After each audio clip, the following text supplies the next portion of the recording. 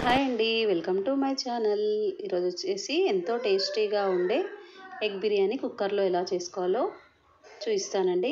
దీంట్లో నెయ్యి, ఇంకా 2 స్పూన్స్ ఆయిల్, 2 స్పూన్స్ గీ తీసుకోవాలండి. దీంట్లో బాగా ఫ్రై చేసుకున్న ఆనియన్స్, బ్రౌన్ ఆనియన్స్ అనేది ఫ్రై చేసుకోవాలి. ఇంకా జీడిపప్పు కూడా బాగా వేయించుకొని పక్కకు పెట్టుకోవాలండి 2. తర్వాత ఈ ఆయిల్లోనే కొంచెం పసుపు, ఉప్పు, కారం, ఇంకా బాయిల్ చేసిన ఎగ్స్ వేసుకొని బాగా ఫ్రై చేసుకోవాలండి. అంటే వైట్ లేయర్ ఉంటుంది కదా ఎగ్స్కి, ఆ రంగు మారేదాకా మంచిగా ఫ్రై చేసుకొని పక్కకు పెట్టుకోవాలి. ఇదే ఆయిల్లో కొంచెం 2 స్పూన్స్ ఆయిల్ వేసుకోవాలి, ఇంకా మనకి తక్కువ పడితే.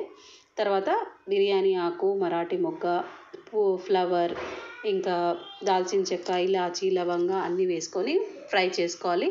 ఫ్రై చేసుకున్న తర్వాత అల్లం ఎల్లిగడ్డ, ఫ్రెష్ అల్లం ఎల్లిగడ్డ వేయాలండి. బాగా ఫ్రై చేసుకోవాలి. దాంట్లోనే కట్ చేసి పెట్టుకున్న ఆనియన్స్, టమాటో, ఇంకా చిల్లీస్ అన్నీ వేసుకొని ఫ్రై చేసుకోవాలి.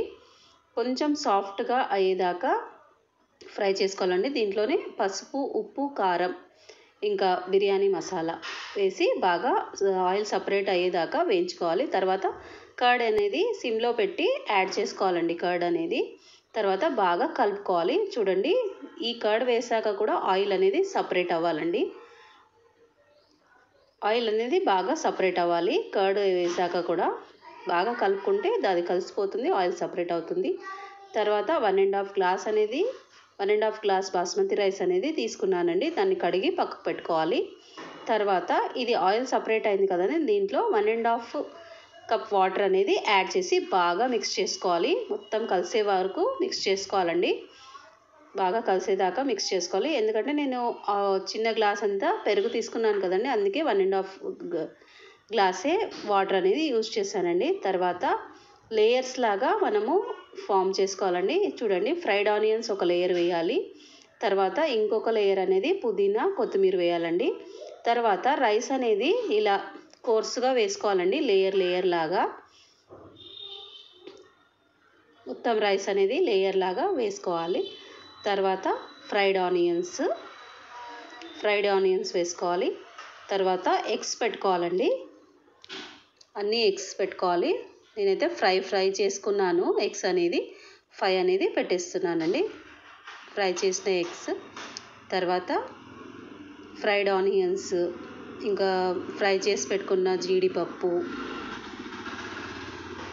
తర్వాత పుదీనా, కొత్తిమీర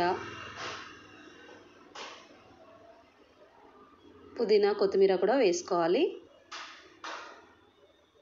టేస్ట్ కోసం కొంచెం పైన నెయ్యి వేసుకోవాలండి. ఒక 2 స్పూన్స్ నెయ్యి అనేది వేసుకోవాలి.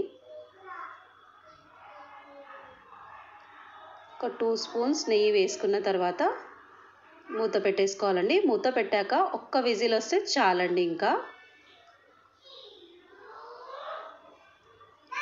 మూత పెట్టేసుకోవాలి. ఒక విజిల్ వచ్చాక ఆ విజిల్ అనేది నార్మల్ విజిల్ పోయే వరకు ఉండి ఒక 5 మినిట్స్ ఆగి ఓపెన్ చేసుకుంటే చూడండి ఎంత పొడిలాడుతూ వచ్చిందో ఎగ్ బిర్యానీ అనేది.